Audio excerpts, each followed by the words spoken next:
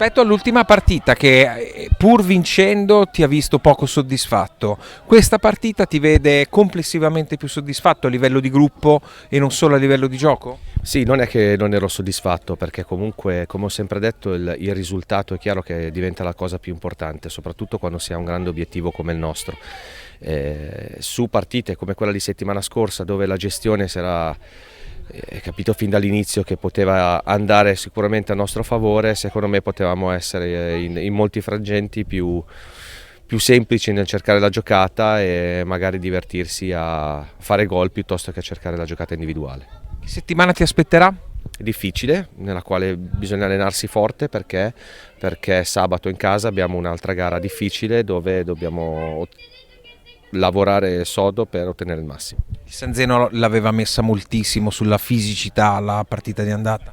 Sì, assolutamente sì, quindi sarà una gara rognosa contro un avversario rognoso. È chiaro che giocheremo nel nostro campo, che è differente rispetto al campo che abbiamo trovato all'andata, e quindi ci auguriamo di sfruttare al massimo quelle che sono le nostre caratteristiche.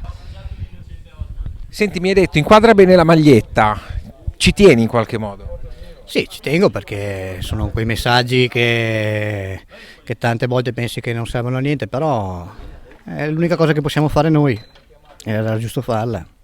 Adesso la responsabilità è tutta vostra perché siete più 6, il Borgo la prossima settimana riposa, insomma le caratteristiche per una piccola fuga ci sono tutte. Sì, ecco, noi ci proviamo, ecco, tanto il nostro obiettivo è molto semplice, quello di continuare a vincerle tutte, quindi non ci chiediamo molto, andiamo avanti sulla nostra strada e non ci chiediamo cosa stanno facendo gli altri. Grazie.